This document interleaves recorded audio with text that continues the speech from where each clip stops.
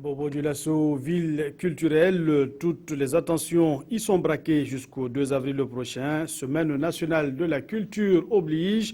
La compétition, elle, était à sa 4e nuit hier. Les échos dès le début de notre édition. Et puis, les citoyens burkinabés prennent-ils part à la gestion de leur collectivité? Un forum public s'intéresse à la question. L'objectif est d'amener tous les Burkinabés à s'impliquer dans la conduite des affaires de leur commune. Nous irons pour ce faire à Seba pour voir comment cela se passe sur place. Mesdames et messieurs, bonsoir, bienvenue, merci de nous suivre dans cette édition consacrée à l'actualité dans nos régions. Bobo Dioulasso vibre toujours au rythme de la Semaine nationale de la culture. Les artistes, eux, donnent le meilleur de leur talent. Qui séduira au mieux le jury de la compétition? L'objet de convoitise, c'est le Grand Prix national des arts et des lettres. Voyons ce qui s'est passé au cours de la 4e nuit de compétition avec Hassan Gourabou et Abdoul Arasmane Zongo. Le bam et le loué en chœur populaire, le sourou en chanson traditionnelle, le kadiogo en musique traditionnelle et la Côte d'Ivoire sœur en troupe, voilà quelques pans de la diversité culturelle d'ici et d'ailleurs, mise en exergue dans cette salle archi-Congo.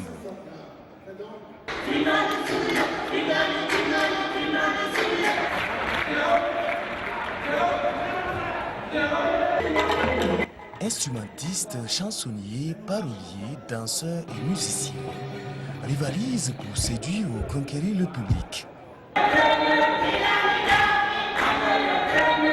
Les spectateurs, téléspectateurs, car le spectacle c'est aussi l'extérieur, peuvent se rincer les yeux quand ils ne poussent pas de joyeux vivants. On dit qu'ils craquent parfois. Et c'est une joie pour moi de découvrir vos cultures et c'est super.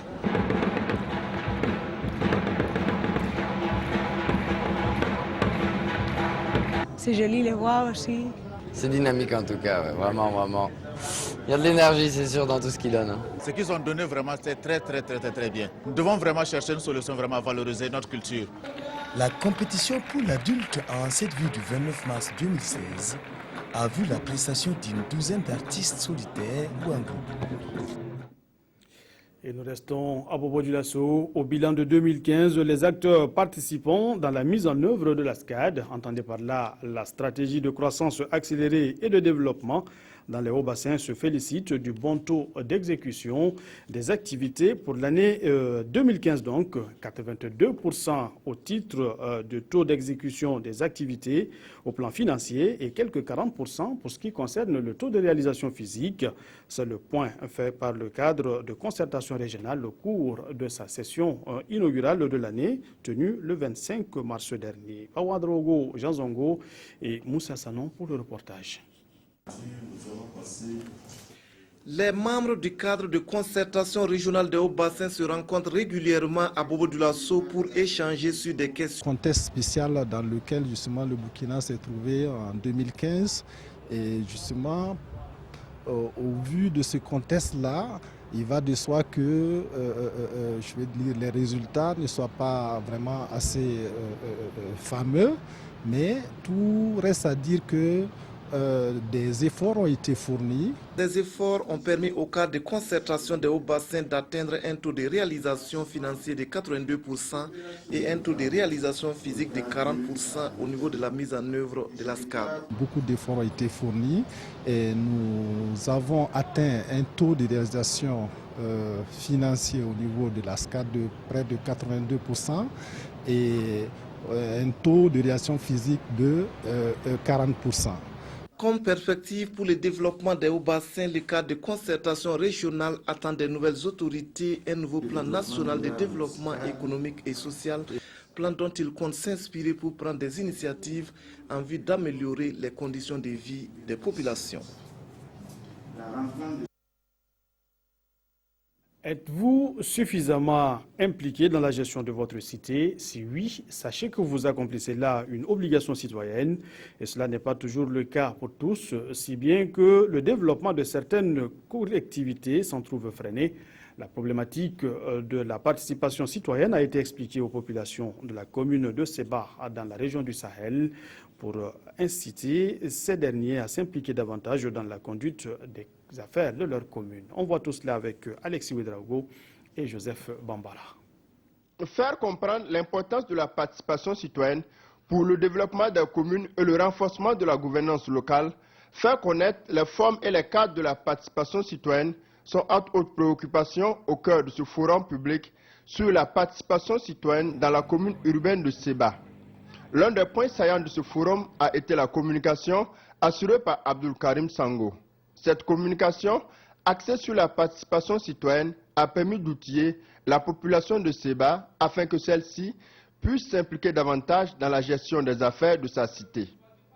Cette rencontre est organisée par l'association No de Noto, A2N, une ONG qui intervient entre autres dans les domaines de la sécurité alimentaire, de l'alimentation et de la bonne gouvernance. C'est d'amener les gens à comprendre d'abord ce que c'est la participation citoyenne. Chaque citoyen, quel peut être son rôle, quelle peut être sa responsabilité. Pour Abdul Karim Sango, l'implication des citoyens dans la gestion de leur localité nécessite certains préalables. La gestion des affaires locales, ce n'est pas seulement l'affaire du maire et du conseil municipal. Il faut multiplier les cas de concertation en organisant des séances de discussion avec les groupes de femmes, avec les groupes de jeunes, avec les notabilités. Selon le conférencier du jour, les acteurs politiques et les leaders des organisations de la société civile doivent apporter leur pierre à la participation citoyenne par la sensibilisation et l'éducation de la population. Les orphelins sont souvent exposés à de nombreux fléaux comme le banditisme ou le risque de devenir des enfants soldats, ce qui ne favorise pas toujours leur plein épanouissement. La célébration de la journée de l'orphelin vise à soustraire ces enfants de la vulnérabilité de ces fléaux. En tête de peloton pour la concrétisation de cet objectif, l'Organisation pour le secours humanitaire et d'autres partenaires. On voit tout ça avec Nong Bakuda et Yolande Lompo. Tous ont le sourire aux lèvres car, malgré le fait que certains d'entre eux ont perdu l'un de leurs géniteurs ou les deux à la fois, la vie leur offre une seconde chance. Soutenus par l'Organisation pour le secours humanitaire et une organisation sœur basée en Turquie, ces orphelins ont la possibilité de s'instruire.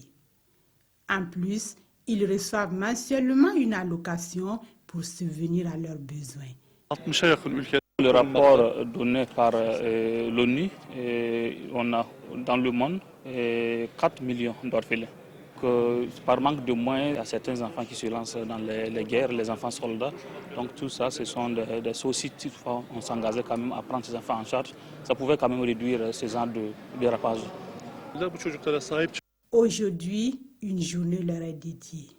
Et en sketch et danse, 220 d'entre eux repartiront chacun avec des vivres dont le montant total est d'environ 20 millions de francs CFA.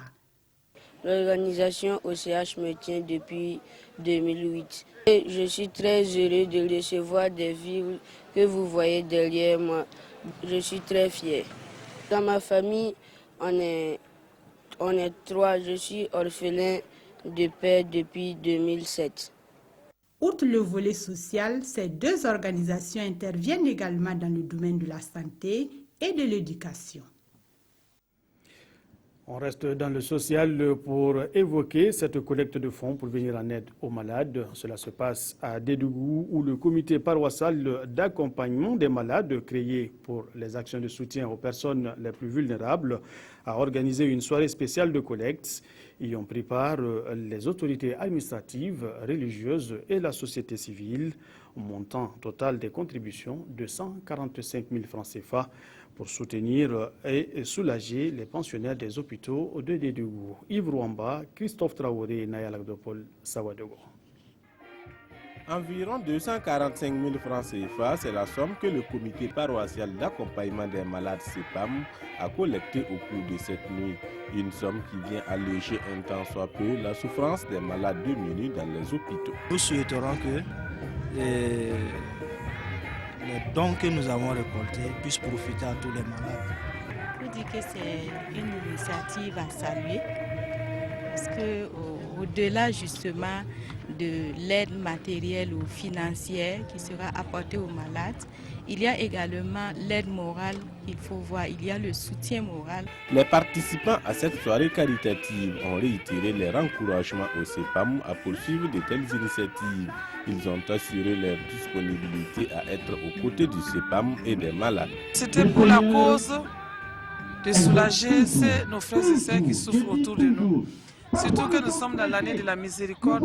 J'ai vraiment pris cet engagement de voir comment est-ce que je peux vraiment regarder mon frère et ma sœur malade avec un cœur miséricordieux. Aider quelqu'un à sourire, à être sur pied, il n'y a rien sans la santé, tout ce qu'on fait est vain. Cette soirée a aussi été l'occasion pour les CEPAM de remettre des certificats de reconnaissance à des personnalités morales et physiques. Voilà, et un autre acte de solidarité envers les populations vulnérables, c'est cette action de la communauté musulmane du Burkina. 6 millions de francs CFA ont été mobilisés pour soutenir les personnes vulnérables.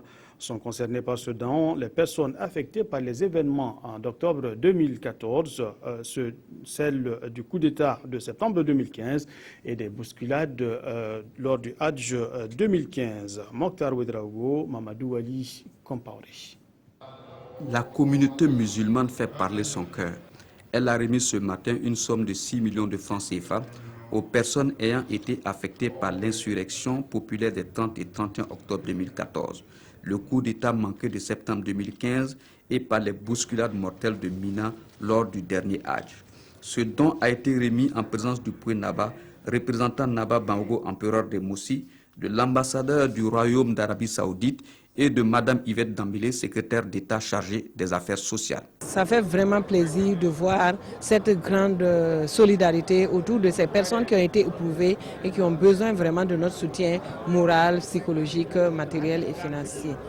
La communauté musulmane, s'appuyant sur le partage et la solidarité recommandés par le Coran, a mis en place un fonds de solidarité en vue de venir en aide à ceux d'entre nous qui sont dans le besoin. Devant la communauté musulmane, vraiment on remercie la communauté musulmane beaucoup, avec la geste que la communauté a fait. Vraiment, on ne sait pas comment on va les remercier beaucoup. Pour les responsables de la communauté, ce geste est important et par la grâce de Allah, les musulmans du Burkina seront près de ceux qui souffrent, car Dieu est au secours de son serviteur tant que celui-ci est au secours de son prochain. On va parler d'un concours. Pour terminer cette édition, la compétition récompense le meilleur centre de santé et de promotion sociale et la meilleure mutuelle de santé. C'est le CSPS de l'ENA dans la province du Houé qui a remporté la 4e édition du prix Dr Dominique Legrand. Un concours mis en place par le réseau d'appui aux mutuelles de santé avec le soutien de la mutualité chrétienne de Liège en Belgique. Nongbakouda, Janine Iniwalkoy Kambire. Sur les 30 centres de santé éligibles au concours du prix Dr Dominique Legrand, le CSPS de l'ENA est classé premier et la mutuelle de la même localité est déclarée meilleure mutuelle de santé parmi les 11 concurrentes. En plus d'un certificat de participation pour chacun, le CSPS de l'ENA reçoit la somme de 1 600 000 francs et la mutuelle Sentir avec 600 000 francs CFA. La mutuelle de santé de la Filabumbu de Kongoussi, classée 2e, reçoit 400 000 francs. Tous les mois, on fait l'essentiel pour être à règle vis-à-vis de la convention qu'on a signée. Les mutualistes aussi, personne ne se plaint des offres que nous offrons au CSPS. Chacun est satisfait et vraiment nous sommes très fiers. C'est pour la 4e fois que le réseau d'appui aux mutuelles de santé au Burkina Faso, en collaboration avec la mutualité chrétienne de Liège en Belgique, organise le concours du prix Dr Dominique Legrand. Il récompense le meilleur centre de santé qui applique le mieux les termes de la convention de soins et les meilleures mutuelles de santé qui répondent au mieux aux critères de fonctionnement et de gestion. Nous avons mené une première mission au Burkina Faso en 1998 et depuis lors nous n'avons cessé de soutenir ce partenaire pour le développement, pour la création et le développement des mutuelles de santé au Burkina parce que nous pensons que la mutualité est une forme d'organisation et une forme d'émancipation qui est importante en matière de santé. Le docteur Dominique Legrand est un médecin belge. Pour témoigner son attachement au développement de la mutualité au Burkina, il avait ouvert un compte bancaire dénommé Burkina Rams. Et avant sa mort en 2006, il avait souhaité que ce compte soit utilisé pour l'organisation de ce concours afin de contribuer à la création et au développement des mutuelles de santé au Burkina. Voilà, c'est tout pour cette édition. Merci de la fidélité. L'information revient à 20h. Bonsoir.